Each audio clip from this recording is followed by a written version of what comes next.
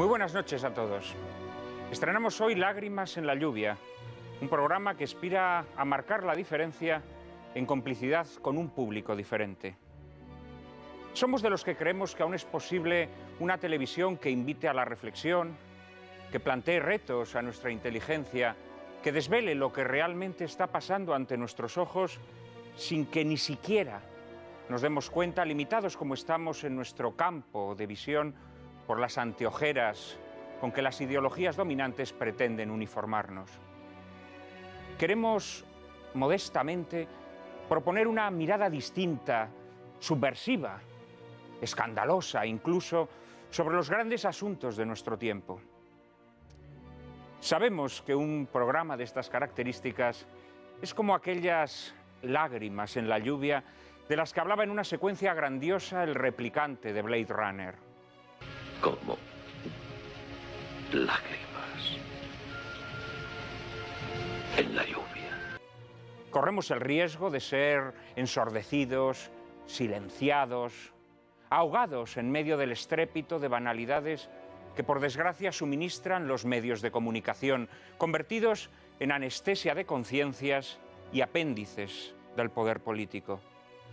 Pero aspiramos a mantener encendida una llama de intrépida verdad en medio del tumulto de sofismas con que cada día tratan de anegarnos.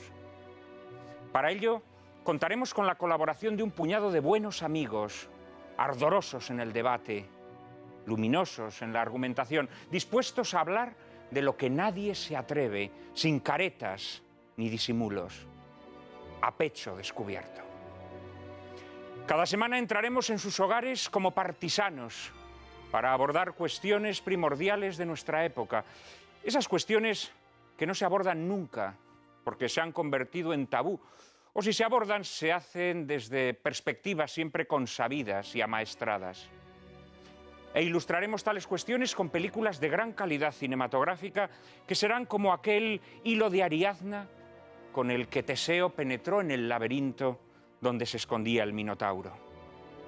Creemos que ustedes, espectadores de Lágrimas en la lluvia, son personas sensibles y curiosas que aman, como nosotros, el gran cine clásico. Y creemos que ese gran cine clásico esconde un tesoro de propuestas interesantes y dilucidadoras que contribuyen a explicar el misterio humano.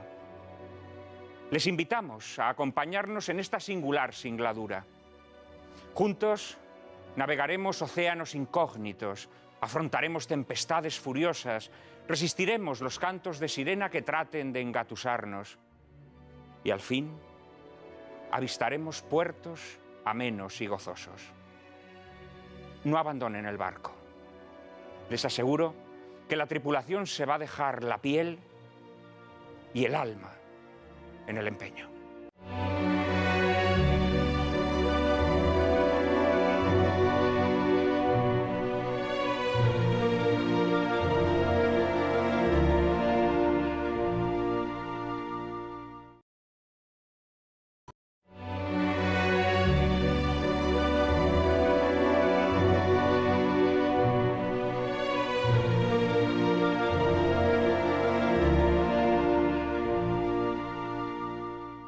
Y dedicamos nuestro primer programa a los derechos humanos, que en nuestra época han alcanzado casi el estatus de nuevo evangelio de una religión laica. Sobre todo, paradójicamente, entre quienes con más ahínco trabajan en su desnaturalización, amparando bajo el rimbombante nombre de derechos humanos lo que no son sino intereses particulares, a veces incluso de índole criminal. Habrán observado que nuestros politiquillos no dejan de llenarse la boca invocando los derechos humanos mientras ponen cara de éxtasis. Pero quienes se llenan la boca con algo, ya se sabe que es para poder hacer gárgaras con ello y después escupirlo al suelo, convertido en un guiñapo. Hoy a los derechos humanos se les adjudica un valor mágico. Son a la vez un talismán y un comodín. Lo significan todo y no significan nada. Son la golosina con que se crean nuevas remesas de votantes satisfechos en sus apetencias particulares. Pero, ¿qué son los derechos humanos tal como fueron formulados en la Declaración Universal de 1948. En su preámbulo leemos que constituyen una ley superior, modelo común para todos los seres humanos, y no algo que puedan cambiar los políticos a su antojo. Los autores de la Declaración quisieron reconocer solemnemente el valor de la dignidad humana y explicitaron que los derechos humanos son indivisibles, inviolables e inherentes.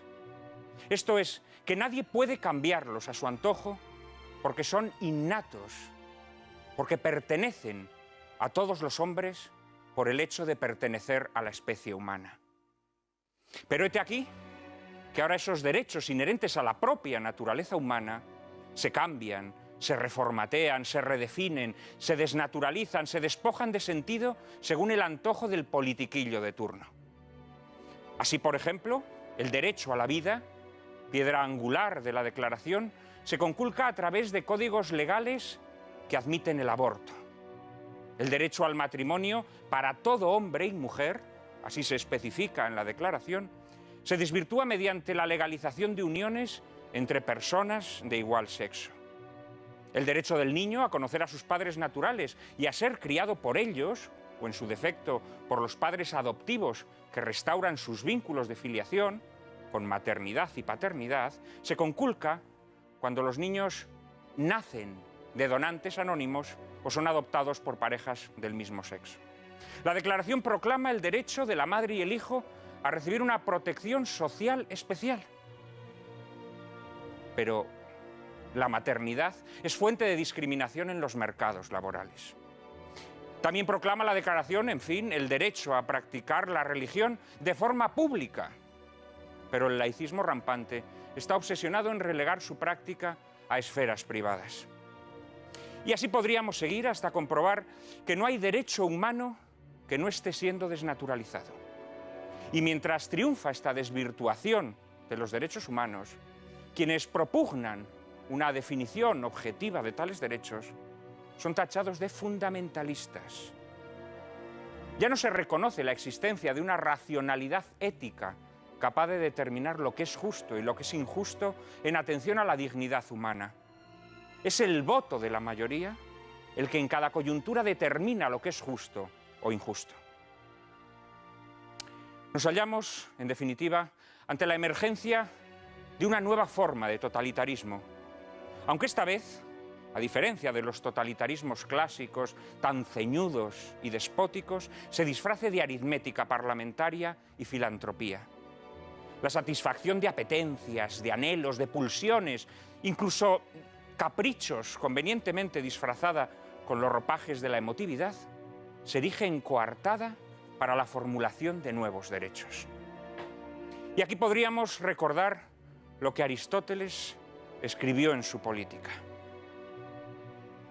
Las verdaderas formas de gobierno son aquellas en las que el individuo gobierna con la aspiración del bien común.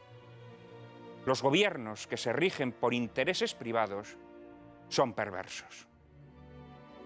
Los derechos humanos, desgraciadamente, se han convertido en instrumentos de esta perversión política. Y la labor que desempeñaban como límite a la actuación de los poderes públicos, como garantía de una vida digna, se ha disuelto por completo. Ahora es el poder mismo el que establece qué derechos merecen ser reconocidos. Han dejado de ser una propiedad innata de los seres humanos para convertirse en concesiones graciosas del gobernante de turno, que así nos ha convertido en esclavos. Pues solo se puede calificar de esclavos a quienes renuncian a sus prerrogativas humanas con tal de satisfacer sus caprichos. Y para ilustrar el asunto que hoy nos ocupa, les invitamos a ver Esta tierra es mía, película rodada en los años más crudos de la Segunda Guerra Mundial. Fueron precisamente los crímenes atroces perpetrados durante aquellos años los que motivaron la redacción de la Declaración Universal de Derechos Humanos como instrumento para evitar el relativismo legal y el desprecio de la dignidad humana. María Cárcava, que es mi contramaestre en esta peculiar singladura que hoy iniciamos, les ofrece una primera aproximación a esta soberbia película. Pues sí, Juan Manuel. La película que vamos a ver a continuación se titula Esta tierra es mía. Es de 1943 y su director es el francés Jean Renoir, hijo del gran pintor impresionista que se había exiliado en Hollywood tras la rendición de su país. Renoir era para entonces el más consagrado de los directores europeos, con películas como La gran ilusión, La bestia humana, Madame Bovary o La regla del juego. Fue, por cierto, su segundo trabajo americano. El guión corre a cargo del propio Renoir y de Dudley Nichols, guionista de obras maestras del calibre de La diligencia de John Ford o La fiera de Minilla de Howard Hawks. Está protagonizada por el inglés Charles Laughton, íntimo amigo de Renoir, que cuenta entre su filmografía con grandes títulos como Testigo de cargo de Wilder o Espartaco de Kubrick, y que llegaría incluso a dirigir una única película, la turbadora y genial La noche del cazador. Y en el reparto también nos vamos a encontrar a la actriz irlandesa preferida por Ford, la bellísima y temperamental Maureen O'Hara, la pelirroja más inolvidable de la historia del cine, con la que, por cierto, Laughton había formado ya pareja en Esmeralda la Cingara.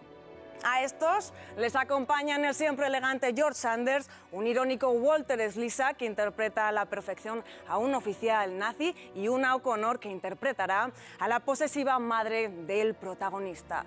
La acción transcurre en algún país innominado, a todas luces Francia, durante la ocupación alemana en la Segunda Guerra Mundial. De este film destacan, además de la sobriedad y buen hacer de su director, la impecable interpretación de los actores y su mensaje, que es claramente un discurso sincero sobre la importancia de la dignidad humana. Todos somos héroes en potencia, pero para ser un héroe hay que querer serlo. Decía Alfred Hitchcock, nunca trabajes con niños, con perros o con Charles Laughton, para significar que nuestro protagonista de hoy, a quien dirigió en el proceso Paradigm, era muy problemático e incontrolable. Charles Laughton, en efecto, era un actor atípico, muy marcado por su físico poco agraciado, casi repulsivo, y por sus tendencias histriónicas. Laughton logra, sin embargo, en Esta tierra es mía, que el espectador se identifique con un personaje débil, medroso, acomplejado y tímido, el del maestro Lori, algo insólito en el cine de la época, protagonizado siempre por personajes fuertes. Jean Renoir confiesa en sus memorias que realizó esta película después de escuchar las bravuconadas de los exiliados franceses en Hollywood. El heroísmo a 10.000 kilómetros del enemigo es fácil, escribió Renoir. Y en Esta tierra es mía trata de ilustrar las dificultades por las que atraviesa la gente humillada y sencilla para defender su dignidad en un país ocupado, luchando contra su propia confusión moral y tratando de desterrar el miedo. Observarán que a lo largo de la película, Renoir concede la palabra a todos los personajes, incluso a los ocupantes y a los colaboracionistas, en un esfuerzo por evitar el maniqueísmo. Quizá por ello Esta tierra es mía fue un sonoro fracaso en Francia cuando se estrenó, después de la liberación. Nosotros hoy podemos verla desde una perspectiva distinta y saborear su profunda lección moral. Espero que les guste.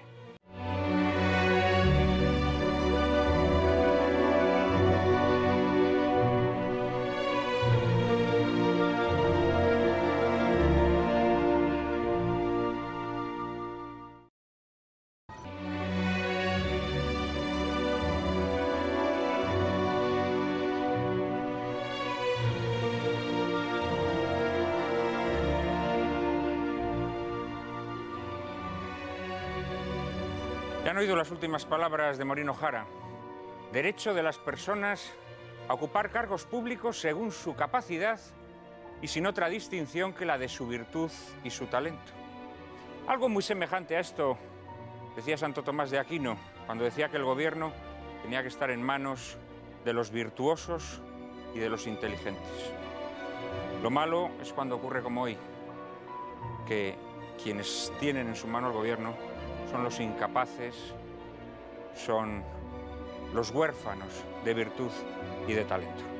En fin, para hablar sobre derechos humanos, para hablar sobre esta película, sobre lo que esta película nos propone y sobre este gran asunto medular de nuestra época, tenemos hoy aquí a 4 invitados excepcionales, a quienes pasamos a presentar.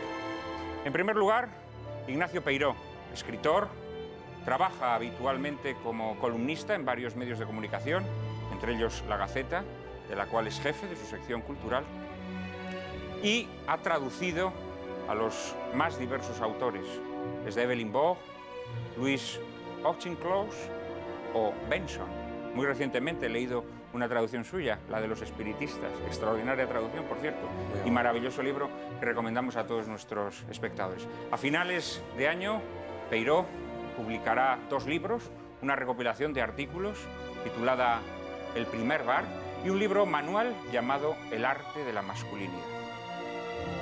Miguel Ayuso, a mi izquierda, jurista práctico y teórico, pertenece al cuerpo jurídico militar y ha sido letrado del Tribunal Supremo. En la actualidad es catedrático de la Facultad de Derecho de la Universidad Pontificia Comillas de Madrid. Dirige la revista Verbo, de formación cívica y acción cultural según el derecho natural y cristiano, y es presidente de la Unión Internacional de Juristas Católicos. Autor de unos 20 libros, entre los más recientes destacaremos La Constitución Cristiana de los Estados, publicado por Estire, y Estado, Ley y Conciencia, recién aparecido en la editorial Marcial Pons. Asuntos, por cierto, muy próximos al que hoy nos ocupa y a los que nos ocuparán en programas sucesivos. Sospecho, Miguel, que vas a ser un inquilino frecuente de este programa. Carmelo López Arias, traductor y editor, como tal ha traducido y editado diversas obras de pensamiento vinculadas al tema que nos ocupa. Uno que ha tenido que bregar con editores de todos los pelajes puede decir con orgullo que Carmelo López Arias es el más laborioso, abnegado y brillante de cuantos ha conocido. Juntos hemos publicado varios libros en la editorial Libros Libres. Es además periodista y crítico literario y colabora en distintos medios de comunicación, entre ellos el semanario Alba. Carmelo, buenas noches. Muy buenas noches. Es un honor y una alegría tenerte entre nosotros. Y ya para finalizar, Quico Méndez Monasterio, a quienes los seguidores de esta casa también conocen bien, escritor y periodista. Los lectores del diario La Gaceta y de la revista Alba tienen la oportunidad de disfrutar de sus artículos siempre sagaces y llenos de brío literario. Premiado en diversos certámenes, ha publicado una colección de sus relatos, Lo Nuestro y Lo Triste, y 2 novelas, Tadeo, aprendiz de pirata, dirigida al público infantil, que ya va por la 5ª edición, y La calle de la luna, sobre las tribulaciones de un adolescente en su acceso a la edad adulta. Querido Quico, ¿qué te ha parecido Esta tierra es mía? Pues me ha gustado, además, no la conocía, me ha gustado la película, reconozco que me ha gustado, aunque todavía estoy algo impactado por esa despedida tan dramática, la palabra final que le dirige el maestro, magníficamente interpretado, como señalabas en la introducción, por Charles Laughton, esa palabra al llamarle a los niños ciudadanos. A mí, por una, iba a decir una extraña, no, por una lógica asociación de ideas, me ha venido a la cabeza la asignatura de Educación para la Ciudadanía. Y creo que bueno, podremos sacar punta en... porque algunos piedras de contacto creo que sí que existen, entre ese ciudadanos tan dramático que dirige Charles Laughton. Por lo demás, la película, la verdad es que sí merece la pena, solamente sea para ver a la bellísima Maureen O'Hara, que nos explica un poco por qué en algún momento todos, por lo menos yo, hemos querido ser John Wayne, ¿no? Porque realmente pues, te recuerda a la magnífica pelirroja del hombre tranquilo. Y merece la pena, claro, digo que la asociación de ideas es lógica, al fin y al cabo se trata de una película de propaganda que no deja de ser, no deja de ser un arma más durante una guerra. Y entonces por eso a lo mejor me venía tan a la cabeza la Educación para la Ciudadanía, que también es propaganda. Pero incluso en esta película propagandística del año 42, 43, como decías, hay un cierto respeto o preocupación por presentar a los hombres de una manera no caricaturesca. También lo decías en la introducción a la película. Y es verdad, para mí todos los personajes, con sus matices, pero son o amables o, voy a decir, sí, amables o simpáticos. Y además incluyo desde el saboteador, que se presenta al fin y al cabo como el héroe escondido, hasta el mismísimo comandante alemán. Todos son personajes que Renoir nos representan de una manera que podemos entenderlos, y no amarlos, por lo menos disculparlos, ¿no? Bueno, el comandante es un personaje típico, entre otras razones, porque estamos muy acostumbrados a que los militares del cine sean personas iletradas, ¿no? Personas bastante burdas, ásperas, y este mayor, bueno, ha leído a Tácito, ha leído a Shakespeare. Y además dice que los ingleses no lo entienden. Y que además dice que los ingleses no lo entienden, que además tiene razón. Que además tiene razón. No lo entienden. Miguel, ¿qué destacarías de la película? Bueno, yo como no sé nada de cine, tengo una mayor libertad a la hora de expresarme sobre la película. A mí me ha parecido discurseadora, solemne y por momentos irritante. Al principio, sobre todo. El primer cuarto de hora me parece verdaderamente irritante, es esencialmente propagandística. Es verdad que está presentando los tipos. Y claro, esos tipos luego van a ir encarnando. Conforme los tipos van encarnando en los personajes, esa es la segunda parte, la parte central de la película, a mí me parece mucho más interesante. Y para recuperar de nuevo el carácter propagandístico, discurseador, solemne e irritante, al final con el juicio, que es grotesco, y con la escena de la lectura de la abyecta Declaración de Derechos del Hombre y del Ciudadano de la Revolución Francesa, ¿no? No es partidario. Vamos a ver. Incluso, bueno, Miguel Ayuso viene con ganas de guerrear, ¿eh? Sí. no, pero incluso en pequeños detalles se nota que es forzada, ¿no? Cuando la niña que está tocando el piano entra para despedirse de su padre, pero es que no es su padre, parece su abuelo o su bisabuelo, es un anciano venerable, ¿no? Bueno, hombre, oye. No se Charles Lawton no se cambia de camisa. Que mientras uno es fértil puede tener hijos, ¿no? No se cambia de camisa a lo largo de toda una camisa absurda. Y luego yo estoy de acuerdo con Maureen O'Hara, pues efectivamente es una diosa, pero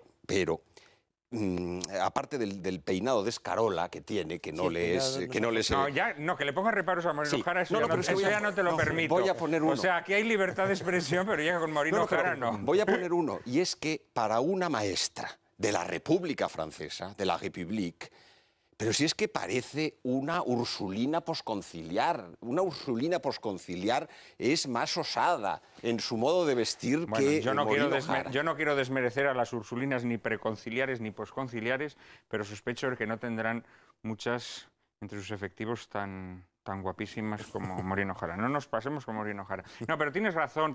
La película introduce conceptos, bueno, evidentemente republicanos, franceses, ¿no?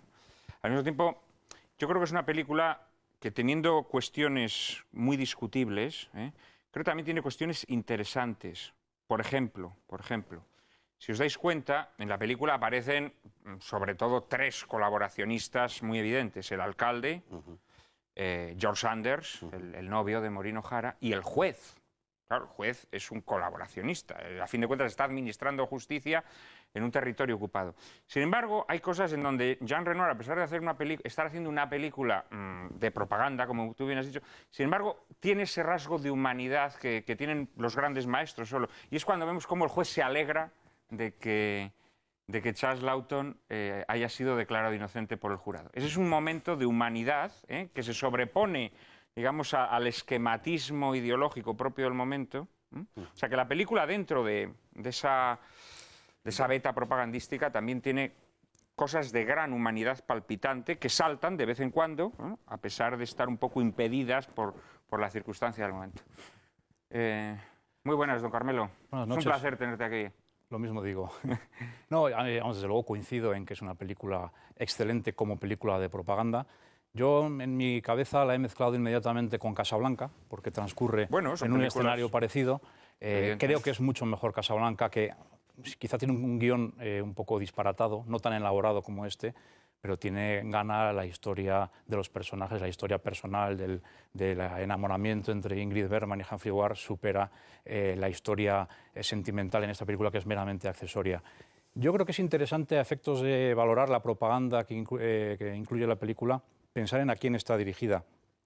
Hemos escuchado en la presentación que fue un fracaso en Francia tras la Segunda Guerra Mundial, probablemente porque dibujaba una humanidad de todos los personajes que no estaba teniendo lugar en Francia, claro, en el momento en que era la época de la depuración, la época en la que los comunistas toman el mando establecen unos tribunales siniestros Exactamente. y digamos que la humanidad que destila la película de Jean Renoir no estaba bien vista en ese momento. Claro, por eso la propaganda realmente no va dirigida contra los franceses que no podían ver esta película y además a quienes se podía haber suministrado muchos otros argumentos para la resistencia, porque simplemente tienes a tu país invadido, no te hace falta mucho más para movilizarte. Va dirigida a quienes la podían ver en Estados Unidos y de hecho los discursos que pronuncian, tanto en activa los colaboracionistas como en pasiva el militar alemán cuando intenta convencerles de ellos, van mucho en la línea de explicar a las posibles personas que fuera de Francia o fuera del escenario directo del combate podían estar asistiendo a las noticias de la Segunda Guerra Mundial, explicarles una causa dibujada idealmente, que es la que al final se sintetiza en los derechos humanos que lee Charles Laughton al final, que podía estar siendo cuestionada, ¿no?, en los países en donde sí se podía ver la película. Yo creo que la propaganda va dirigida ahí y quizá es ahí donde es más, digamos, más pernicioso el mensaje que transmiten ese tipo de mensajes que dicen los personajes, ¿no? Vamos a hacer un pequeño corte publicitario y enseguida estamos otra vez con ustedes.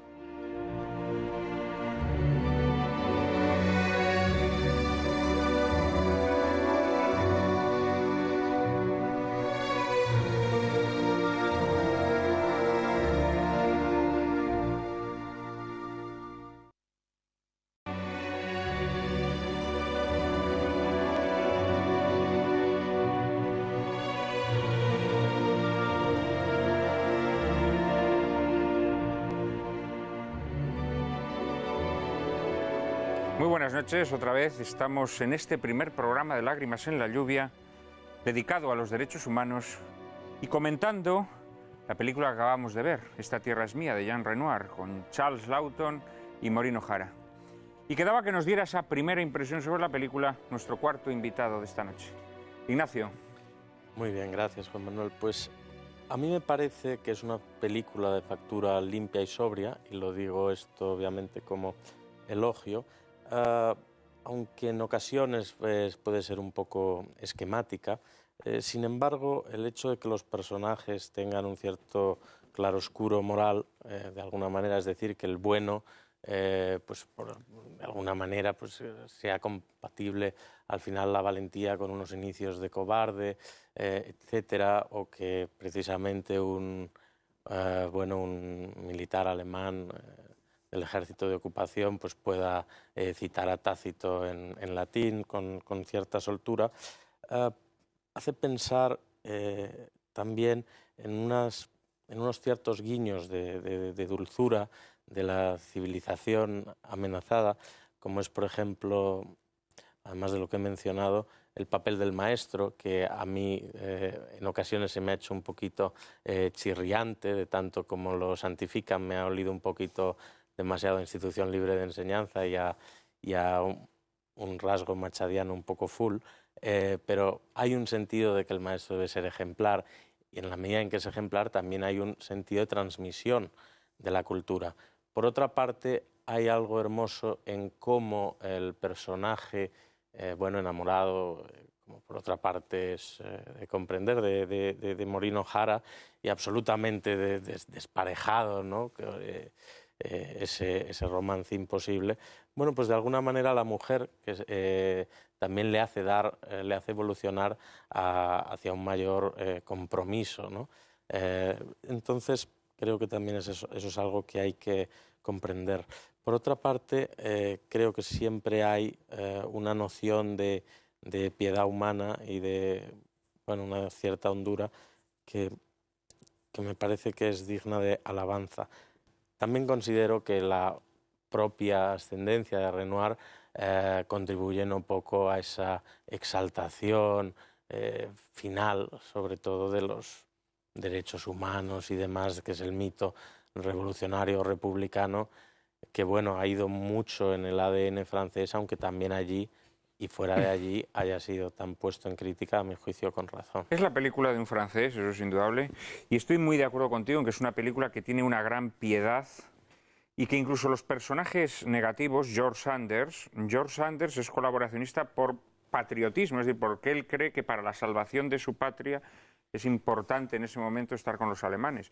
El personaje de la madre, que es un personaje muy cargante, sin embargo, como el propio Charles Laughton dice en su alegato en juicio, dice, lo has hecho por amor, pero el amor a veces trae estas consecuencias. Quiero decir que Jean Renoir en esto creo que tiene un toque fordiano, tiene la capacidad siempre para salvar, para no juzgar a sus criaturas. En fin, en esta película, en efecto, en esa última secuencia se habla muy explícitamente de los derechos humanos, en este caso de los derechos humanos de la Revolución Francesa. Nosotros nos vamos a centrar hoy en la Declaración Universal de Derechos Humanos proclamada por la Organización de Naciones Unidas en el año 1948.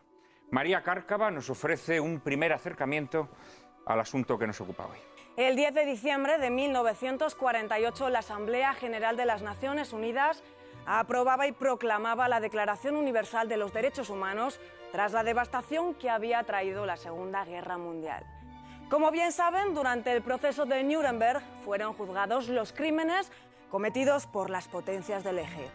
Desde el banquillo, muchos de los enjuiciados justificaron sus tropelías apelando a la obediencia debida a sus mandos y a la ley.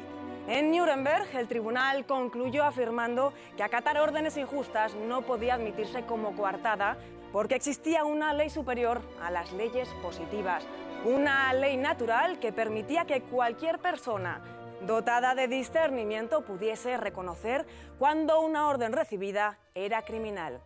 En un intento de establecer cuál era esa ley superior, se redactó la declaración, pero los redactores de la misma advirtieron desde un principio que sus cimientos no estaban lo suficientemente establecidos. Mientras tales cimientos no fuesen claramente definidos, serían vulnerables a intentos de control por parte de los estados que, en nombre de los derechos humanos, olvidarían el interés general para terminar satisfaciendo sus intereses particulares.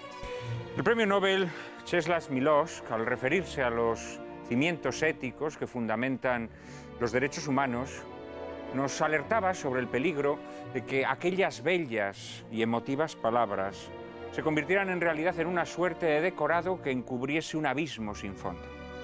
¿Durante cuánto tiempo, se preguntaba, nos mantendremos a flote si se retira su base?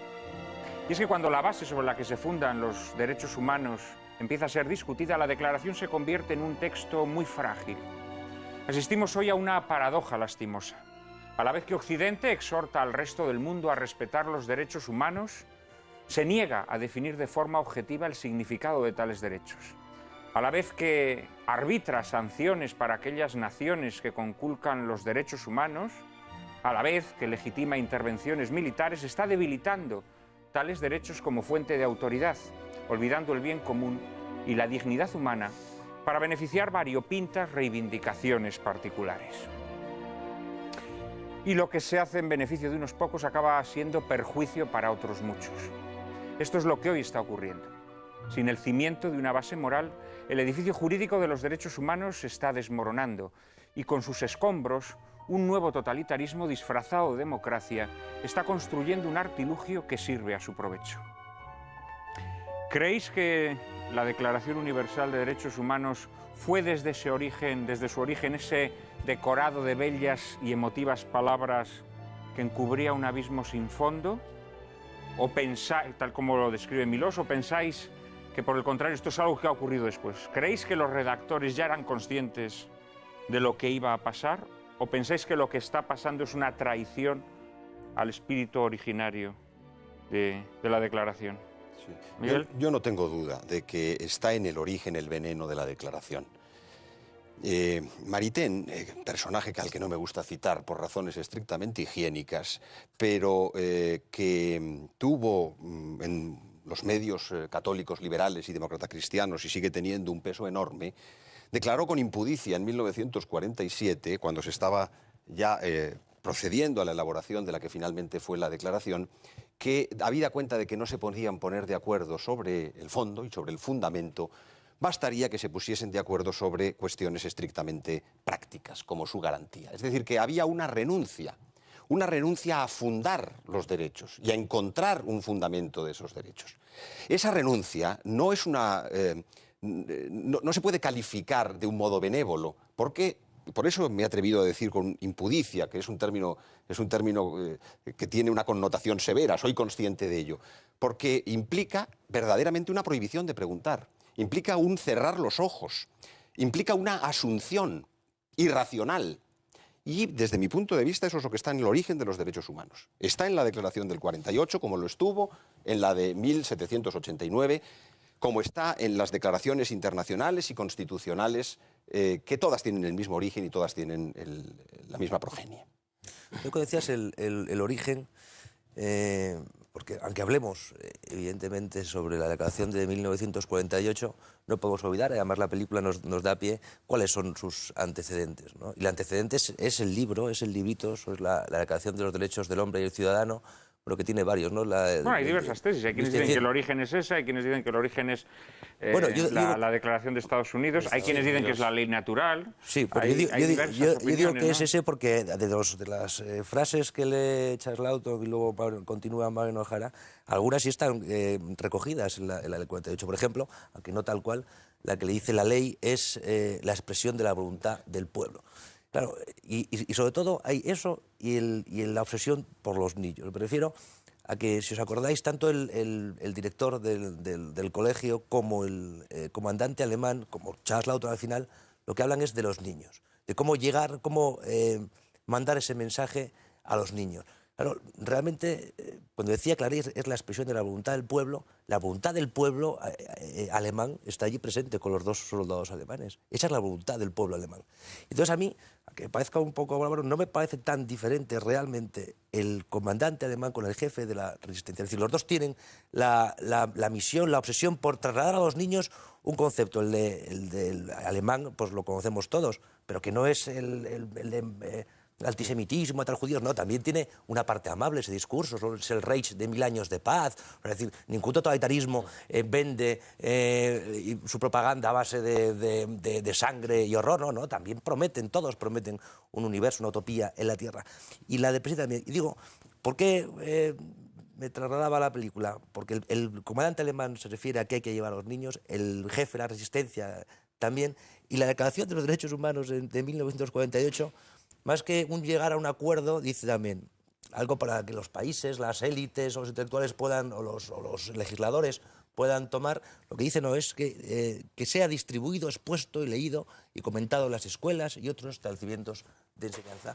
O sea, esa obsesión del comandante alemán, del jefe de la resistencia, y se continúa también en el preámbulo del 48. Esa es una obsesión común. Hombre, yo creo que el mal, digamos, el mal que tienen todas estas declaraciones está en el concepto de libertad, concepto que de forma muy esquemática y burda expone, leyendo la Declaración de la Revolución, Charles Laughton, cuando dice que los hombres son libres para hacer todo aquello que no perjudique a otros. Claro, cuando tú dimites de la racionalidad ética, es decir, de la capacidad para enjuiciar si sus actos son justos o injustos, y el ser justo o injusto única y exclusivamente depende de que perjudiques o no a otro, desde ese momento ya te estás haciendo a ti mismo una trampa, porque tú siempre te vas a convencer de que tus actos no perjudican a otros. Esa es la tesis de Kant, que está en el origen de las declaraciones. Claro, efectivamente.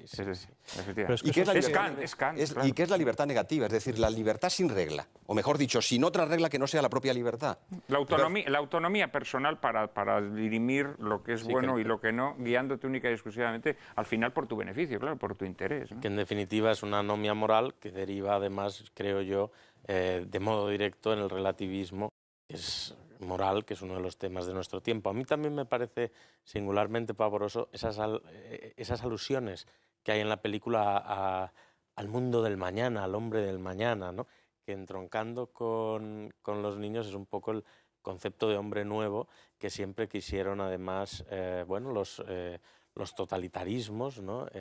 Reformar al hombre y además, por supuesto, con sus absolutismos de perfección moral, ¿no? Ahí estaba, por ejemplo, el marxismo, que empezó definiéndose a sí mismo como un método científico, por tanto infalible. Por tanto, todas las complejidades, todas las oscuridades, todas las imperfecciones y todos los buenos afanes de la naturaleza humana quedan en ese gran proyecto ideológico, quedan absolutamente excluidos. Volviendo un poco al tema de los derechos humanos, creo que esto se cuece en un ambiente de posguerra con un sentido bueno, de remoralizar de alguna manera.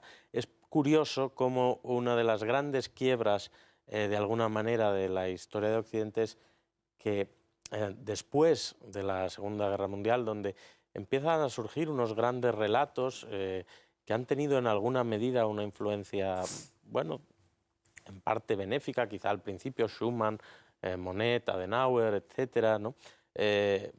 La propia positivación de los derechos y su garantía en las diversas constituciones y demás, bueno, es algo que en principio suele considerarse más o menos positivo. Otra cosa es lo que se haya ido haciendo después y más aún el paradigma al que hemos llegado, según el cual, como decía un gran jurista buenista, tener derecho es desear algo y lograr un consenso social, ¿no?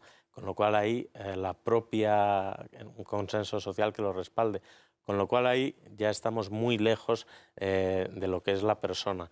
Y ahí me gustaría volver un poco a lo que ha comentado Kiko Méndez Monasterio al principio. Ciudadanos. Hoy el gobierno y el gobierno Zapatero se dirige a nosotros como ciudadanos.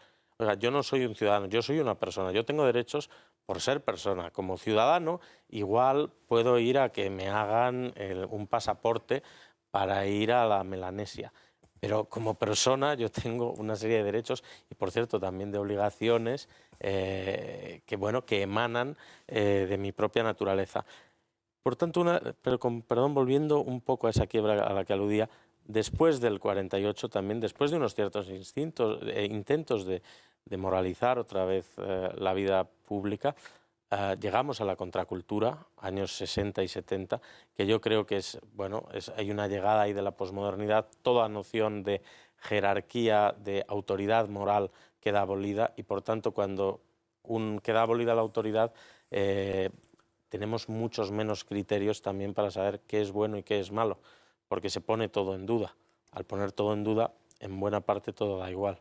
Carmelo. Pero ese problema yo creo que es que no se puede considerar ajeno a la misma Declaración de Derechos Humanos, incluso al mismo concepto, porque los derechos humanos no son nada mientras no son concretados en una legislación y en una jurisprudencia. Y al final esa legislación y esa jurisprudencia son inspirados por la ideología dominante. Y la ideología dominante y quienes pueden dirigirla, ya sea a través de los medios de comunicación, por supuesto, instancias políticas, medios culturales, son quienes acaban determinando la esencia de esos derechos, ¿no? Los límites, el ámbito en el que se pueden aplicar, hasta dónde llegan, a qué concepto de persona humana responden, porque detrás de la expresión de derechos humanos hay una concepción determinada de la naturaleza humana. Y hay muchas concepciones distintas de la naturaleza humana. Es imposible hallar un concepto de derechos humanos que pueda ser, compartido mientras no se comparta la idea de naturaleza humana. Por lo tanto, yo, independientemente de cuál fuera la voluntad de las personas que intervinieron en la redacción de la Declaración del 48, lo que está claro es que el problema que se ha planteado después con la interpretación de esa declaración y, en general, con la interpretación de todas las constituciones que, de una forma u otra, la han recogido, ¿no? Porque prácticamente todas las constituciones del mundo occidental recogen y los estados suscriben la Declaración de Derechos del Hombre de la ONU y sucesivas convenciones de derechos humanos posteriores. Y a todo esto no es ajeno el inicio de la declaración. Y un poco hilando con lo que decía Kiko, de los orígenes de la Declaración del 48 en la Revolución Francesa, en la Declaración de 1789, a mí me gustaría recordar, porque también es un asunto de invasión y de invadidos, que España fue invadida en 1808 en nombre de la Declaración de Derechos del Hombre y del Ciudadano. Y que así como en esta película Charles Lawton es fusilado después de leer esa declaración, en España en 1808 se fusilaba a la gente en nombre de esa declaración. Entonces, ojo, porque esas declaraciones, la de 1789, la de 1948 de otra forma, porque el mundo no era el mismo, pero envuelven una ideología detrás, no son tan inocentes como puede parecer, ¿no? Bueno, decías tú que un poco de años después en España se invade, pero es que en el mismo momento, como sabes, las declaraciones de los sucesivos directorios revolucionarios, una es en el 89, otras en el 93, hay una de ellas, creo que es la de Declaración de los Derechos del Hombre y el Ciudadano, por eso creo que en el 93, que se proclama... 89. No, la del hombre Que se ciudadano. reincorpora como preámbulo de la Constitución francesa del 91. Del 91. Hay una del 93 que se declara en el mismo momento en el que los revolucionarios franceses están masacrando, está en plena guerra civil, masacrando a la población bandeana. Es decir, que no es una ideología que más tarde y tal, malinterpretada, no, es que en el mismo momento. ¿Pero por qué? Claro, lo que parece difícil es decir, si estas personas que realmente quieren liberar a cada hombre y darle una dignidad y tal, ¿por qué siempre suele estar unido esto al horror y a los genocidios? La soberbia de la razón, ¿no? La razón y la utopía, porque tú señalabas que la libertad como continuidad, pero yo diría más la búsqueda de la utopía. En el preámbulo del 48 leo: el advenimiento de un mundo en que los seres humanos, liberados del temor y de la miseria, disfruten de la libertad y tal. Claro, claro. Al fin y al cabo es un racionalismo constructivista pues eso, y cada promesa de utopía, y es lo que realmente creo que no se entendió bien o no se quiso entender en el año 48, que cada promesa de utopía inmediatamente ha provocado un cataclismo, un crimen y un genocidio. La primera, hablamos de la Revolución Francesa, mientras se estaba proclamando, se estaba exterminando a la población bandeana, que por el delito de ser fieles a su rey y a su religión. Se está terminando. Y a partir de ahí, cada uno, el manifiesto comunista, no deja de ser también una búsqueda de utopía, y el planteamiento nacional socialista también. Resulta que después de esos siglo y medio de desastre, de guerra, de genocidio, de masacres, en el 48 recogen eso y dicen, vamos a hacer lo mismo, buscar otra utopía.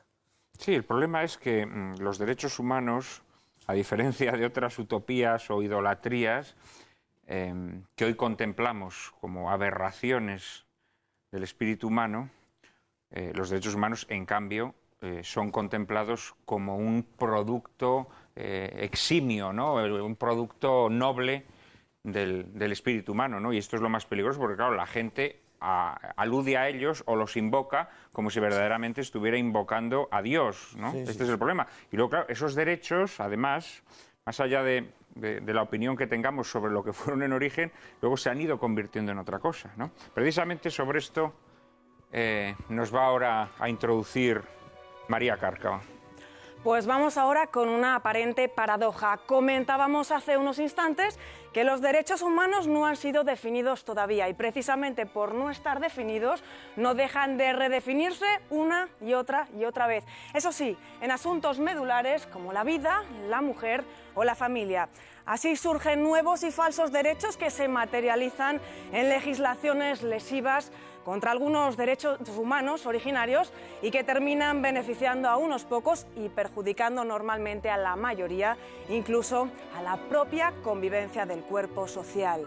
Quienes defienden una definición objetiva de los derechos humanos pronto son tachados de fundamentalistas, pero a nadie se le escapa que cuando no existe un modelo en el que se sustente el derecho, el poder se convierte en el único derecho y eso significa vía libre al totalitarismo y a sus mecanismos eficaces y sobre todo alienadores.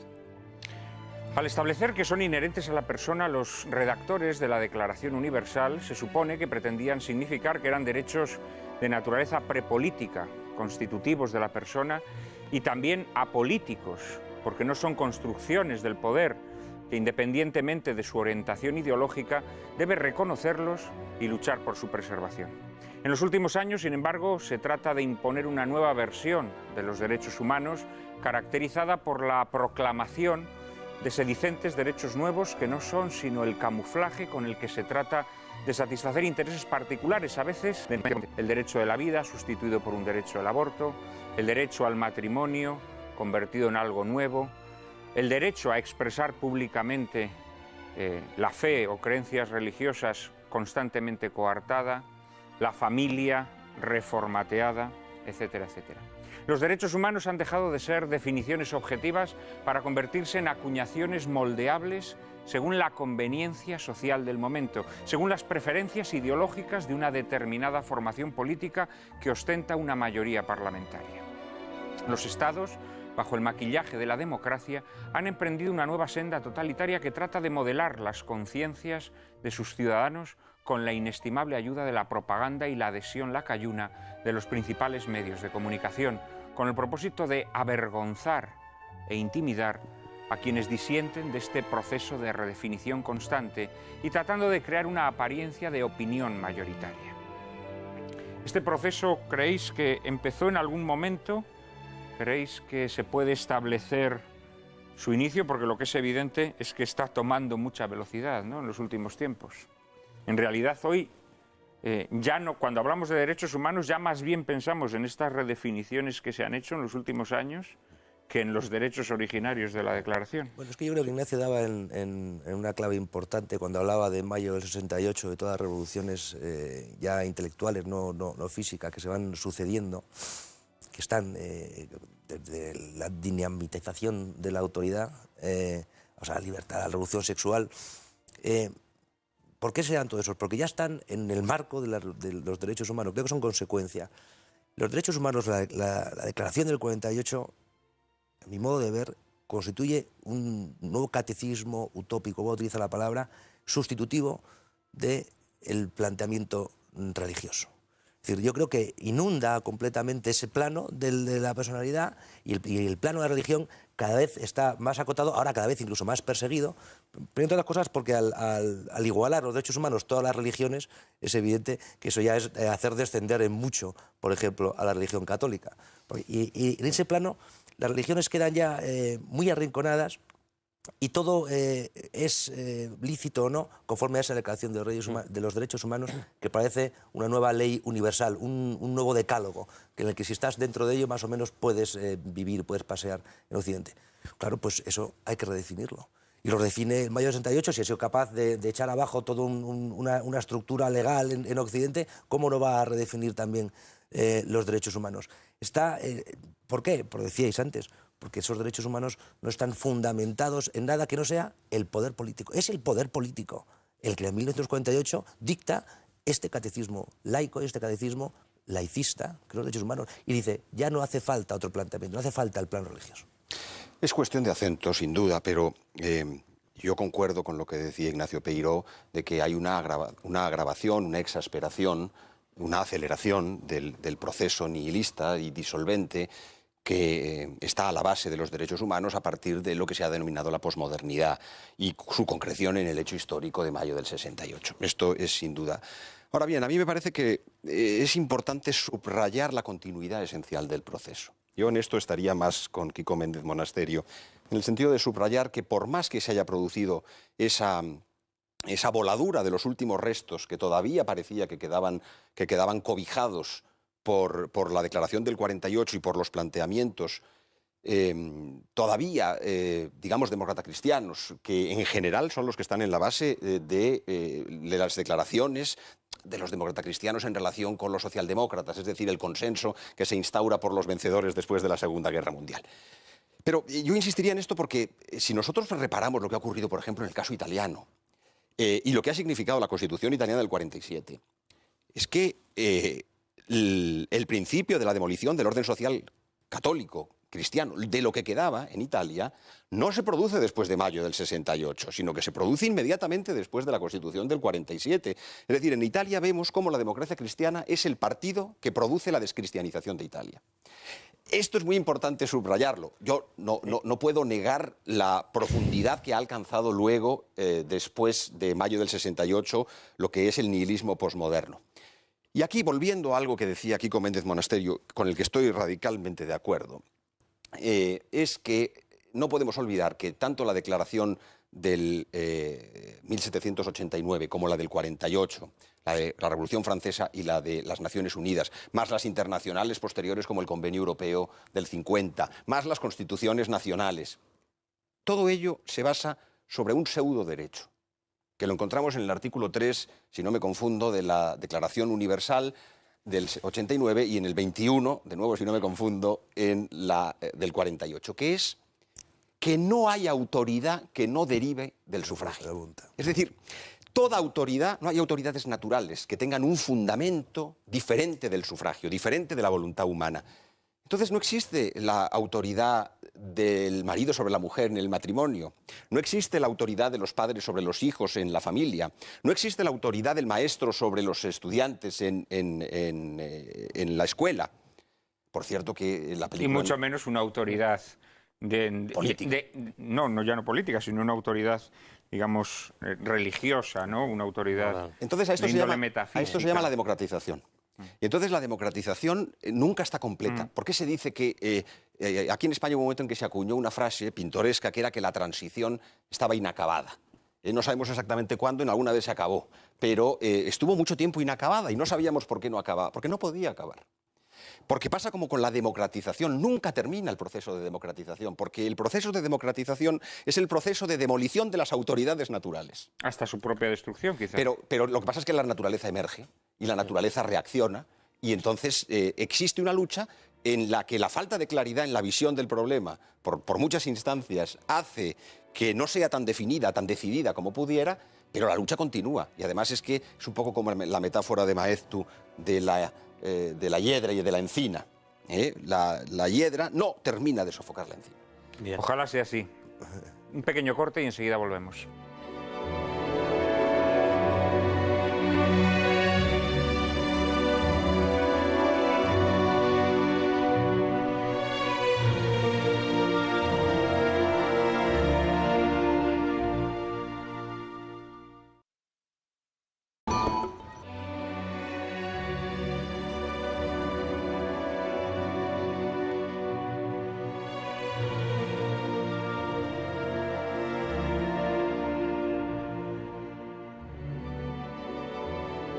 En el anterior bloque, Miguel Ayuso rememoraba una célebre metáfora de Ramiro de Maeztu en la que comparaba a España con una encina que corría el riesgo de ser sofocada por la hiedra. Él decía, al igual que Ramiro de Maeztu, que finalmente la encina termina imponiéndose, es decir, que la naturaleza, la propia necesidad de salud del cuerpo social, termina imponiéndose sobre aquellos instrumentos que tratan de oprimirlo o de sofocarlo. Esto a lo mejor en el momento en que Ramiro de Maeztu lo escribió, se podía decir. Hoy tenemos cada vez más síntomas de que quizá la hiedra termine por asfixiar al cuerpo social. No sé cómo lo veis vosotros.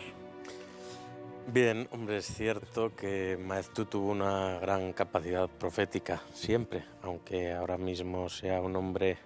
un autor excluido de los libros de texto, totalmente excluido. Bien considerado y que por eso mismo da más placer citarlo, pues está muy bien. Yo quería incidir un poquito en lo que veníamos comentando, porque creo que es de tremenda actualidad el anclaje moral, digamos, de los derechos humanos. O sea, la fundamentación última es algo a lo que se ha referido, y con perdón por hacer otra cita incorrecta, Benedicto XVI en su reciente viaje a Inglaterra.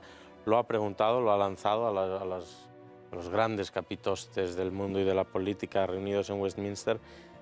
Ha aludido a la cuestión de, bueno, si esto no se fundamenta en algo sólido, si no fundamentamos al final el derecho en algo sólido, incluso tendencialmente,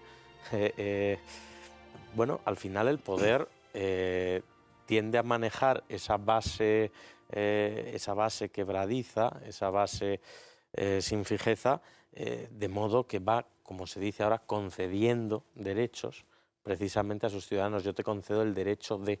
Se genera una perversa relación de dependencia agravada además por el buenismo con que se conceden esos derechos. No, yo le concedo a usted gozar del medio ambiente.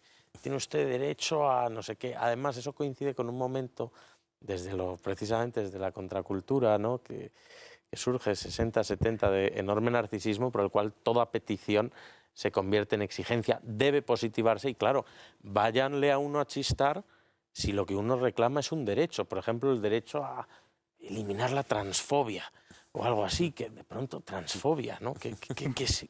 Pero por Dios, ¿a dónde hemos ido a parar? Entonces, claro, al final de esas nuevas tablas del Sinaí del 48 al Estatut de Cataluña, hay una degradación tan tremenda que yo creo que lo retrata es un proceso de descomposición, bien. Claro, es un proceso de descomposición. Una vez que entra el virus... Así es. Luego yo quería un poco por alusión personal, yo la verdad es que en efecto estoy muy con Miguel Ayuso en el planteamiento de fondo de retrotraerlo todo, pero creo que es también importante insistir en que en la posguerra hay un intento de volver a dar un tono moral a Occidente. Oye, es que en el 48 la gente estaba con el racionamiento todavía en Inglaterra y con el tejo. En Inglaterra, que venía de pasar poco antes la época victoriana y eduardiana, que lo habían sido todo, que había sido uno de los grandes esplendores de la civilización y un momento de tremenda autoestima, digamos, como país. Hay que tener muy en cuenta esa gran quiebra moral que hay, y precisamente Benedicto XVI alude también, creo que es en su vida, en su biografía, a cómo él vio con una cierta frustración cómo esos propósitos de sacar a flote otra vez la moral de Occidente se vieron de inmediato,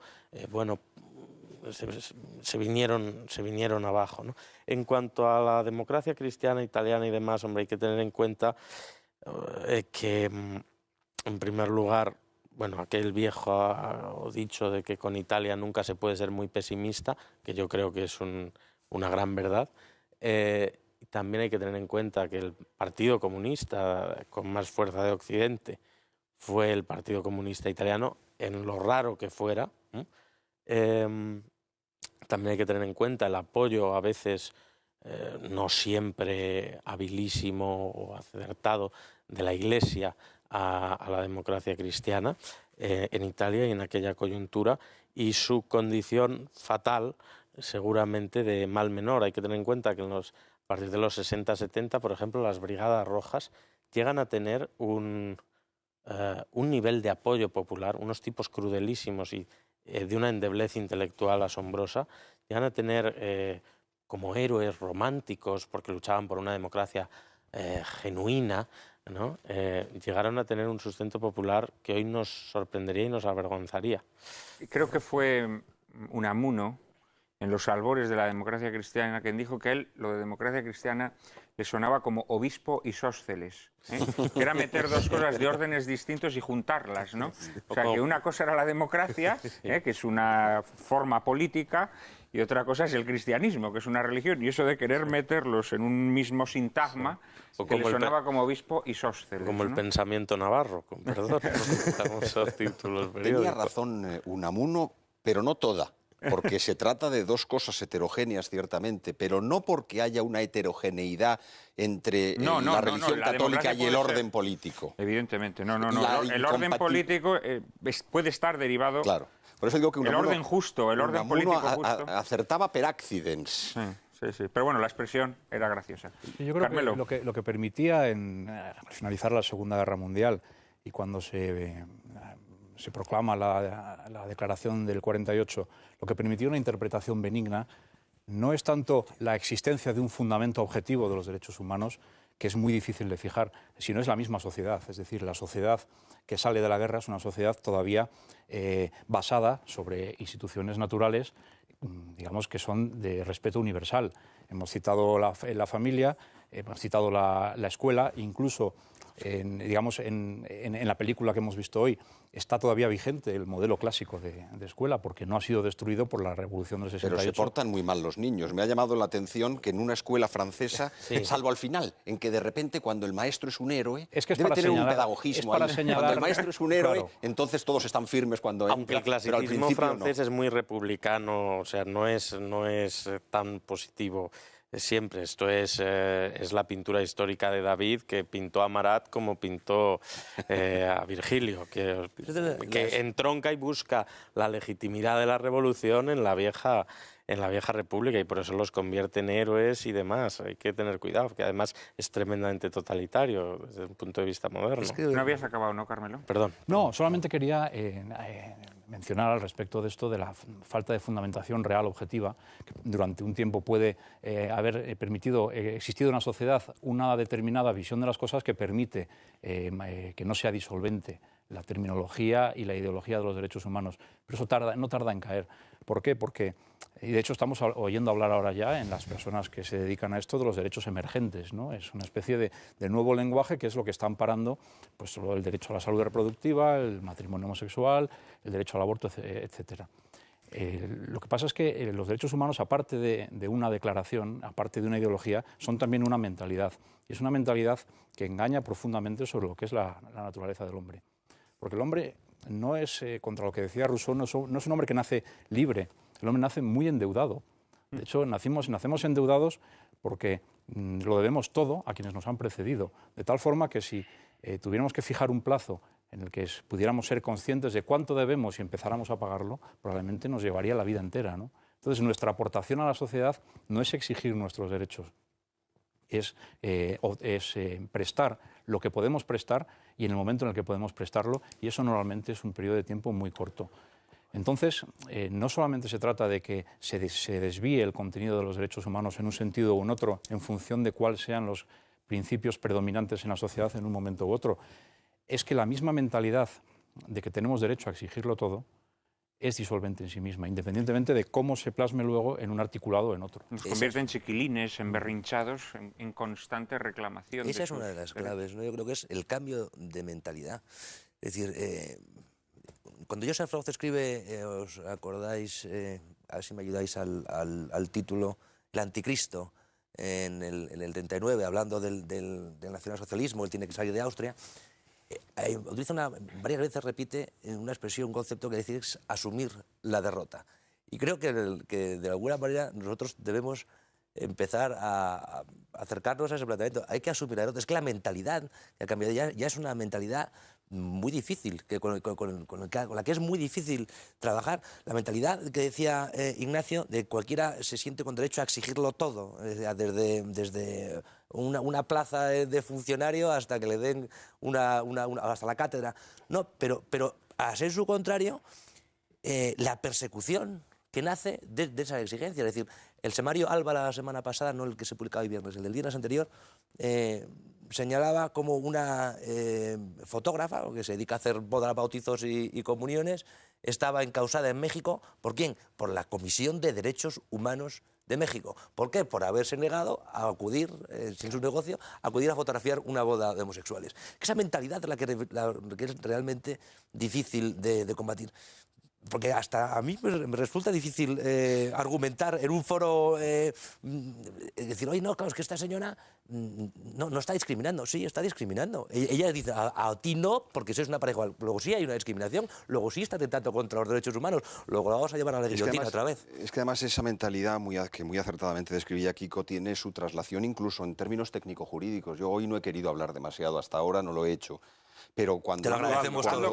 Todos te lo agradecemos. Cuando uno examina la transformación del derecho constitucional en relación con los llamados derechos fundamentales, que no son sino los llamados derechos humanos, pero todavía menos humanos, porque ya derivan más de su reconocimiento positivo, pues ya no son frente al poder político, que ese es el origen. Prácticamente las libertades de primera generación eran libertades que se ejercían ante el poder. Se pretendía crear un ámbito de no inmisión, que los poderes públicos no interfirieran. En cambio, ahora se dice que hay una eficacia horizontal de los derechos fundamentales. Luego, por tanto, los derechos fundamentales se ejercitan también respecto de los particulares. Y entonces ahí es donde entra todo este tipo de cuestiones. Sí, contra. Es muy bonito, tanto lo que acabáis de aludir ahora como lo que dijo Carmelo, también en ese mismo sentido de que venimos muy endeudados, ¿no? Eso, en realidad, es una observación muy luminosa porque, bueno, somos seres sociales naturales. Por tanto, esto va más allá de contratos rusonianos y dieciochescos, ¿no? Entonces somos, como decía Burke, un gran conservador, o sea, la vida, somos también las personas que nos han precedido y las que nos van a suceder. Si no fuésemos a tener posteridad, pues mire, oiga, es que posiblemente la gente cerraría el negocio, ¿no?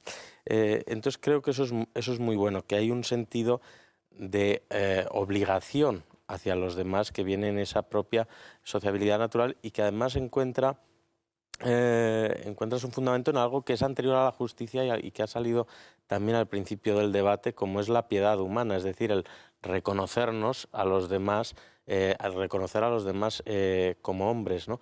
Que es todo lo que ha hecho los mecanismos de exclusión totalitaria, han sido todo lo contrario, objetivar al enemigo de tal manera que una vez pasa a ser una especie de cosa, puedes hacer con él prácticamente todo lo que quieras, sea judío, sea por cristiano, sea por el motivo que sea. ¿No os habéis dado cuenta? Esto es muy interesante, ¿no? Al mismo tiempo que todas estas declaraciones siempre hacen proclamaciones volcadas hacia el futuro, un futuro abstracto, un futuro utópico, un futuro de perfecciones máximas, al mismo tiempo niegan el futuro real, el futuro concreto, es decir, digamos, la sucesión, la tradición de unas generaciones a otras.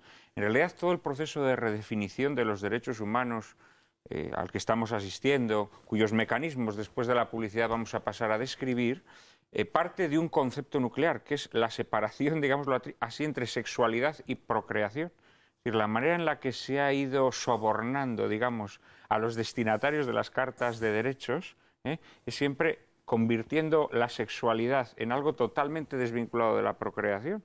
Todas las redefiniciones que está habiendo ahora en conceptos como familia, vida, etcétera, etcétera, siempre parten de esta división, es la negación del futuro. Disfruta de tu presente como un mono, disfruta de tu presente como un chimpancé, que nosotros te daremos un futuro de superhombre. Ese futuro no lo vas a realizar tú, te lo realizaremos nosotros. Tú mientras, pásatelo bien como un monito.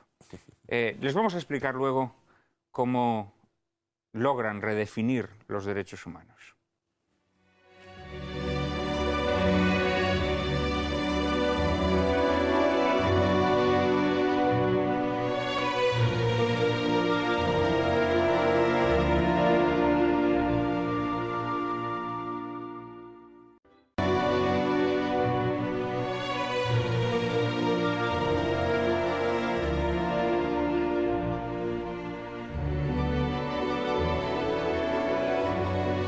Y vamos a tratar de explicarles cómo actúan quienes promueven esta desnaturalización, esta redefinición de los derechos humanos. Lo hacen de forma muy astuta.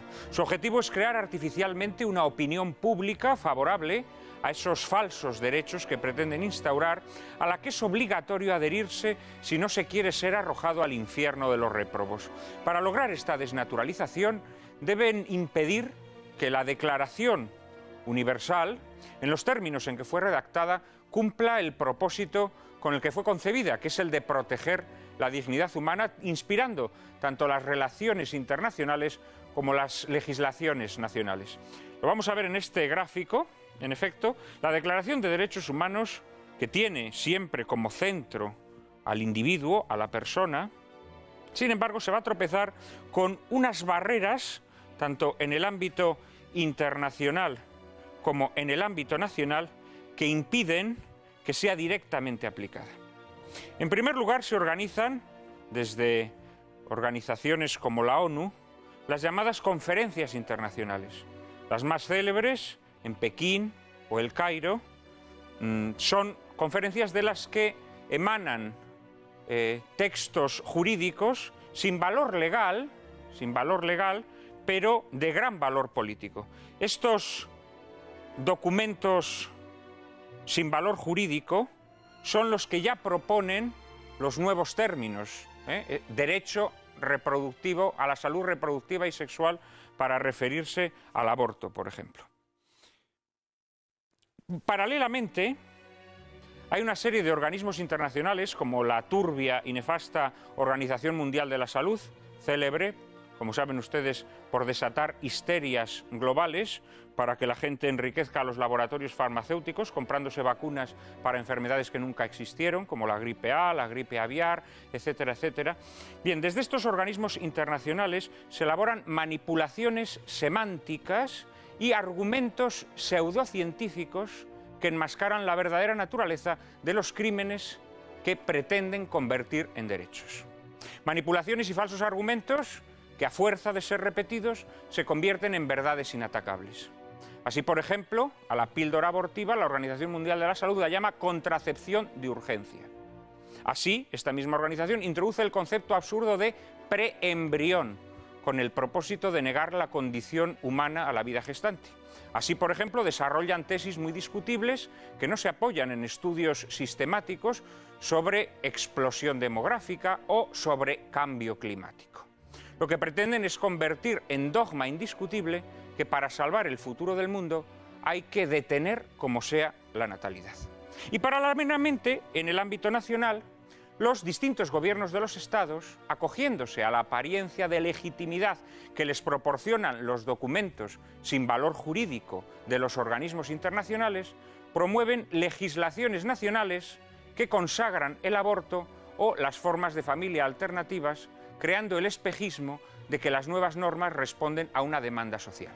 Al mismo tiempo, los documentos sin valor legal emanados de las conferencias internacionales y las manipulaciones pseudocientíficas de organismos como la Organización Mundial de la Salud son luego esgrimidos por las organizaciones feministas, asociaciones no gubernamentales y lobbies que promueven el aborto o las formas de familia alternativas. Tales organizaciones actúan en los diversos ámbitos nacionales, pero siguiendo siempre un plan conjunto universal que tiene como objetivo modelar la opinión pública e introducir en el lenguaje político las manipulaciones semánticas y pseudocientíficas mencionadas. De este modo se completa la ficción de que a un mismo tiempo se obedece una instrucción de la ONU, se sigue un criterio científico y se respeta la legitimidad democrática. La sociedad deja de resistirse a la nueva norma porque para entonces se ha familiarizado con ella. Quienes se oponen a esto se consideran contrarios al progreso, a la tolerancia y a los derechos humanos. No importa que en realidad sean sus únicos defensores, porque los conceptos de progreso, tolerancia y derechos humanos han sido usurpados. Y todo el que ose discutir tales falsos derechos se convierte de inmediato en un intolerante, un retrógrado, un fanático, un ser asocial.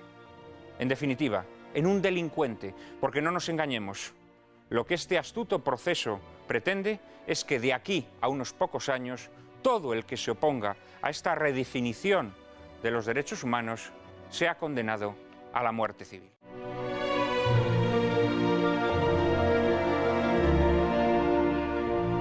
Y así se llega a la sacralización de estos nuevos derechos humanos que nadie se atreve a discutir por temor a ser expulsado a las tinieblas. Se legitima una especie de pensamiento único ante el cual deberían desaparecer todas las demás formas culturales de interpretación del mundo, incluidas las religiones tradicionales. Y a nadie se le escapa que la interpretación más molesta es la que ofrece la Iglesia Católica. ¿Por qué?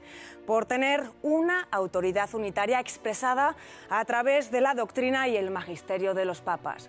Llegados a este punto, es bueno recordar que la Iglesia Católica no solo se ha adherido a la Declaración de 1948, sino que la ha hecho propia, considerándola en su origen una realización de la ética cristiana. Pero si es vista como enemiga, es precisamente porque se niega a reconocer como derechos humanos las redefiniciones de los últimos decenios.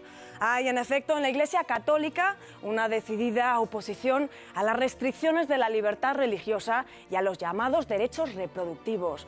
Y esto la convierte en el enemigo a batir en un mundo que pretende sustituir toda tradición religiosa por una supuesta ética laica fundada en los derechos humanos, concebidos, eso sí, como negociables y modificables. En abril de 2008 así hablaba Benedicto XVI ante la Asamblea de la ONU sobre los derechos humanos. Hoy es preciso redoblar los esfuerzos ante las presiones para reinterpretar los fundamentos de la Declaración y comprometer con ello su íntima unidad, facilitando así su alejamiento de la protección de la dignidad humana para satisfacer meros intereses con frecuencia particulares. La Declaración fue adoptada como un ideal común y no puede ser aplicada por partes separadas según tendencias u opciones selectivas que corren simplemente el riesgo de contradecir la unidad de la persona humana y, por tanto, la indivisibilidad de los derechos humanos. Bueno, es verdad que hoy a la Iglesia le corresponde ese difícil papel, ¿no? De al mismo tiempo que ha hecho propia la Declaración de Derechos Humanos, se ha convertido, digámoslo así, en la bicha de todos los organismos internacionales que promueven su redefinición. No hay día en que no se pida que la Santa Sede sea expulsada de la Organización de Naciones Unidas, no hay día que no se monten campañas de prensa internacionales en torno a declaraciones del Papa que ponen en entredicho estos nuevos derechos de salud reproductiva y sexual, etcétera, de una posición difícil, ¿no? Pero tenía también cierta lógica, entendiendo si se comparte lo que hemos hablado hasta ahora. La Declaración del 48, que asume la Iglesia Católica, no deja de ser una trampa. Lo primero lo comentábamos, al igualar a todas las religiones. Claro, el mundo actual, la mentalidad actual, vemos con cierta sorpresa cómo se acoge con más simpatía a los planteamientos de la Pachamama que hace Evo Morales que al discurso intelectual sólido y brillante de Ratzinger.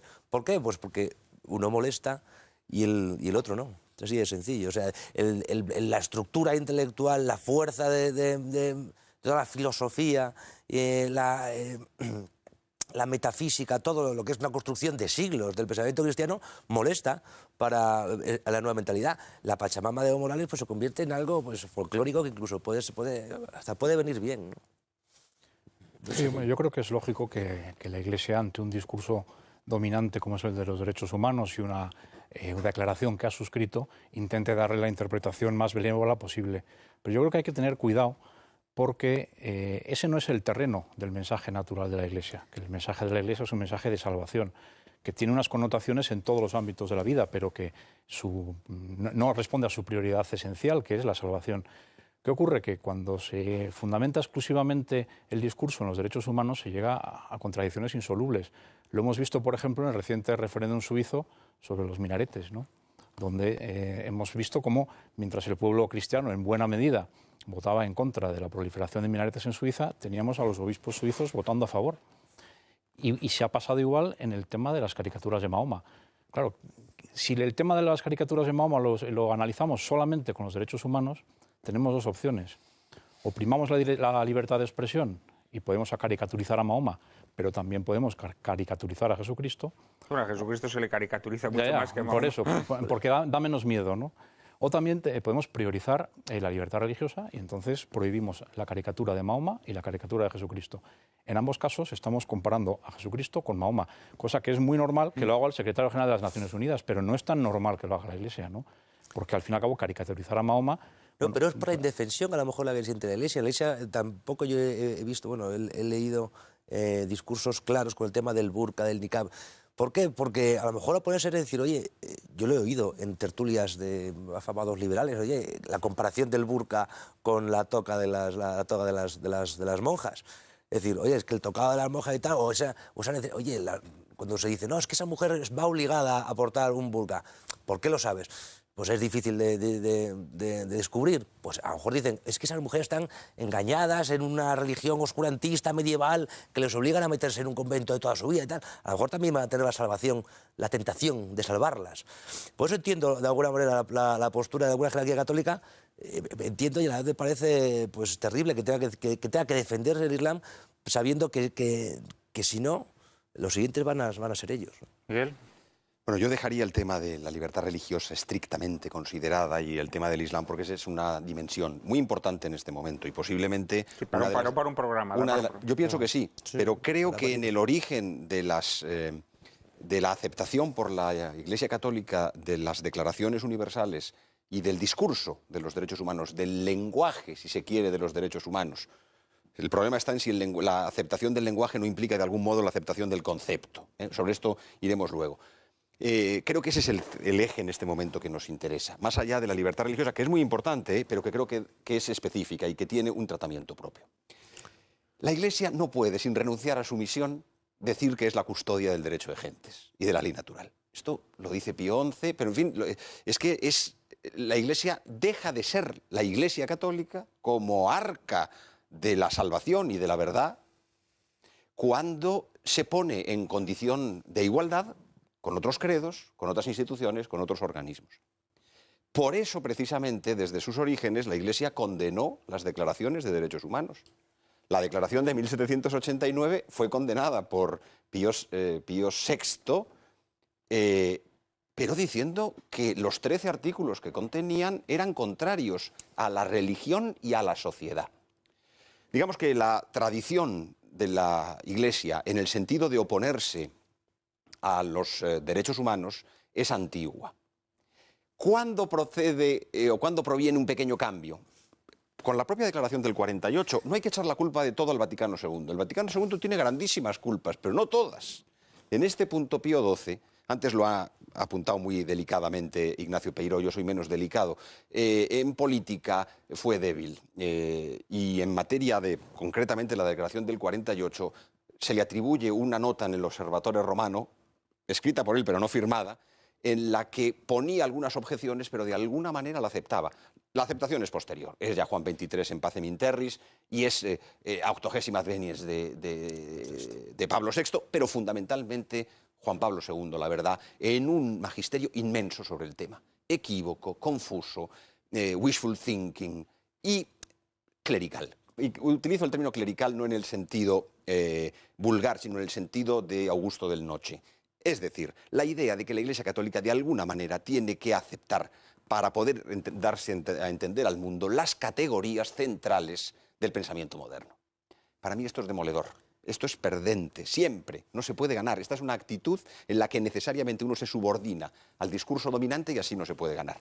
Yo comprendo la pastoral, comprendo la pastoral. Claro, Miguel, pero claro, es la parte pastoral, porque yo hacía antes referencia al libro de Joseph Roth del Anticristo, a la mentalidad a sabernos derrotados, que es lo que decía Joseph Roth, a saber perder. Entonces, claro, tú niegas la oportunidad de un diálogo con la modernidad, que tantas veces se haya hablado, porque ya eso consiste en bajar un peldaño y al ponerte en el mismo nivel lleva de perder.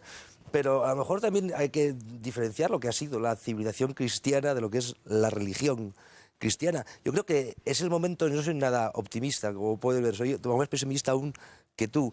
Es decir, no creo que haya que volver a elevarse, sino decir, hay que asumir que a lo mejor el planteamiento de la civilización cristiana no va a volver a resurgir por esa naturaleza que hablábamos antes de la metáfora de Ramiro de Maeztu, no, porque la mentalidad está ya tan absolutamente golpeada, perjudicada, pervertida, que hay que llevarla, pues no sé, pero no siempre el cristianismo ha sido una... Yo creo que el diálogo con la cultura ha sido una nota característica del cristianismo desde sus orígenes. Ahí está el discurso de San Pablo en el Areópago. Lo que pasa es que sí es verdad que San Pablo, a la vez que adopta el lenguaje de la época, la célebre por ti vivimos, nos movemos y existimos, son términos de la filosofía griega, que él incorpora, digámoslo así, al mensaje cristiano. Pero también es verdad que él, a la vez que intenta hablar con el lenguaje de la gente de su época, sin embargo, no renuncia a lo propio. Y de repente le dice a los griegos, les habla de la resurrección de la carne y eso provoca escándalo en los griegos. Y los griegos se marchan, no quieren ya seguir escuchándolo. Claro, el problema es que la Iglesia ahí se vuelve en una situación muy difícil. Es decir, por una parte tiene que procurar hablar con el lenguaje de la cultura en la que le toca vivir. Pero por otra, el problema está en renunciar a sus propias categorías para asumir las categorías ajenas. Ese delicado equilibrio es el que ha provocado... Las categorías deben ser siempre religiosas, no políticas. Es decir, no querer aferrarse a una política anterior. Lo de religioso se derrama sobre los otros ámbitos de la vida. Son religiosas y son culturales. Es decir, el concepto de ley natural, por ejemplo, es un concepto que es la base de la doctrina social de la Iglesia. Sí. Es decir, que si nosotros prescindimos, orillamos el concepto de ley natural, no estamos prescindiendo, digamos, ¿es un elemento religioso? No.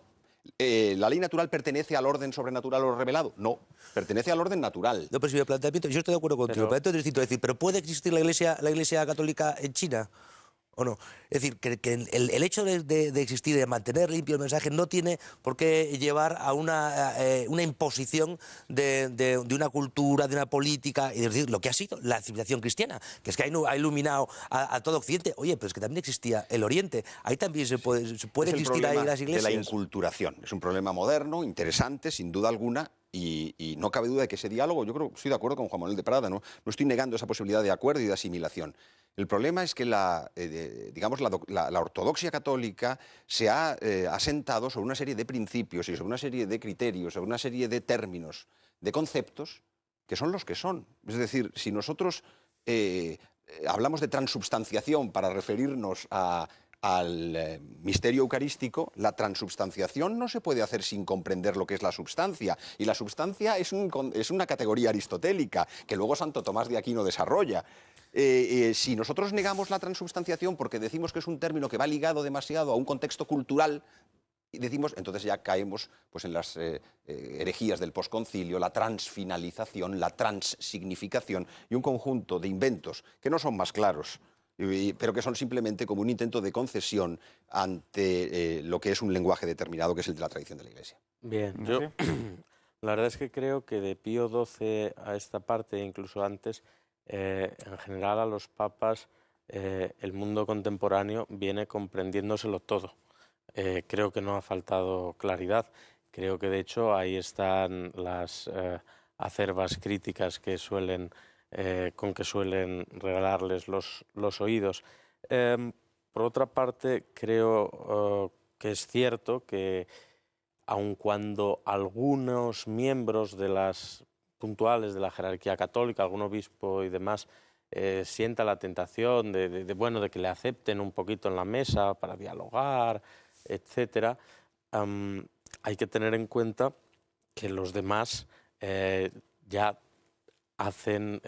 tienen bastante en cuenta la autoridad y el prestigio de la Iglesia. Es decir, aunque la Iglesia quiera ser igual a los demás saben también siempre con quién están tratando. O sea, tú no puedes ocultar lo que es un edificio con un patrimonio moral que es muy grande, y si no, bueno, pues comparemos el peso moral del anglicanismo con el peso moral del catolicismo. Creo que eso es algo que es bastante evidente. Que tenemos que escuchar cosas un punto estrafalarias como aquel artículo de David Cameron en que el gobierno de Inglaterra y la Iglesia Católica estamos muy implicados, ambos mano a mano en la lucha contra el cambio climático. Bien, no deja de ser sorprendente, pero el mundo ya intuye que la Iglesia Católica no acepta sus categorías sin ningún resquemor. Si el tenor literal, es decir, palabra por palabra, tú puedes inscribir el texto, por ejemplo, de la Declaración de los Derechos Humanos en un marco de ley natural, pues ¿por qué no vas a hacerlo? Digo, al fin y al cabo es la Iglesia Católica, no son cátaros. Queridos amigos, tenemos que dejarlo. Bueno, buena prueba de que no ha asimilado el lenguaje del mundo es que es el enemigo a batir. Por eso digo. A nuestros queridos espectadores, muchas gracias por estar con nosotros hoy aquí. Muchas gracias a nuestros 4 invitados. La semana que viene tendremos un asunto tan interesante como este que enseguida les pasamos a exponer.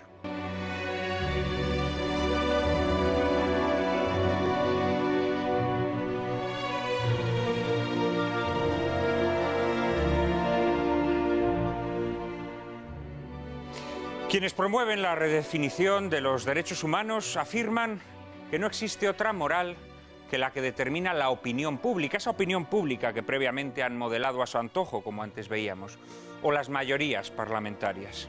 Y así, por ejemplo, se nos hace creer que el aborto es aceptable por la sencilla razón de que la mayoría vota a su favor, o porque existen partidos que, gozando de una abultada representación, defienden que sea legalizado, incluso encumbrado a la categoría de derecho. Entonces, hemos de concluir, también el genocidio debería aceptarse si quien lo perpetra fuese elegido democráticamente por una mayoría, como los alemanes de los años 30 hicieron con Hitler. ¿Por qué no? Es pura lógica, pero es la lógica del mal.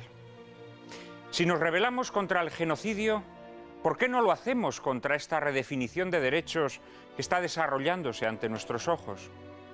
Porque hemos sido sobornados. Porque el poder ha sabido aprovecharse de nuestras debilidades, de nuestros intereses egoístas, dándoles categoría de derechos. Somos más esclavos que nunca, porque hemos renunciado a nuestra capacidad de discernimiento moral. Este es el drama de las democracias occidentales. Este es el huevo de la serpiente que están incubando y que acabará destruyéndolas. Hemos reducido las cuestiones éticas a cuestiones pragmáticas de conveniencia. De este modo se conculca la afirmación príncipe de la Declaración Universal, la igualdad de todo ser humano, rechazando que puedan considerarse seres humanos dotados de derechos los niños gestantes y los embriones descartados o usados con fines de investigación. Es la religión de la adoración del hombre, según la cual los seres humanos pueden encontrar la felicidad en la realización de sus propios deseos egoístas, sin límites morales, biológicos o sociales. Sobre la actividad desarrollada por los organismos internacionales con la ONU y la Unión Europea a la cabeza en pos de imponer esta nueva religión, hablaremos en un programa próximo. Pero antes tendremos una huelga general que al equipo de Lágrimas en la Lluvia lo pillará trabajando. El próximo viernes tienen una cita con nosotros. Hablaremos del movimiento sindical, de su génesis heroica, de su compleja evolución y paulatina conversión en una casta subvencionada que ha dejado de representar a los trabajadores. Ustedes, desde sus casas, tienen la oportunidad de proponernos para el futuro otros grandes asuntos de calado que quisieran ver abordados desde una perspectiva distinta. María Cárcava les explica cómo. Pues es muy fácil.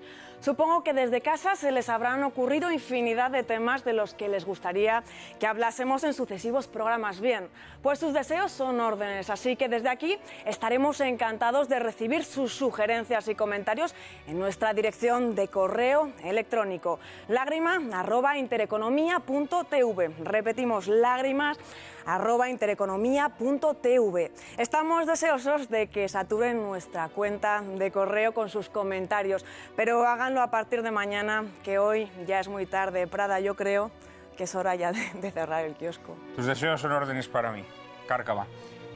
A ustedes les espero el próximo viernes en nuestro programa sobre sindicalismo. Ilustraremos nuestro debate con una magnífica película, Las uvas de la ira, basada en la novela de John Steinbeck, protagonizada por Henry Fonda y dirigida por el maestro entre los maestros del séptimo arte, el irrepetible, irreductible, inconmensurable John Ford. No se la pierdan. Ya saben que a partir de ahora ya no podrán llorar lamentando que la televisión es un desierto de la inteligencia y el buen gusto. Ahora ya pueden refrescarse en el oasis que cada viernes les brinda lágrimas en la lluvia. Que ustedes lo disfruten.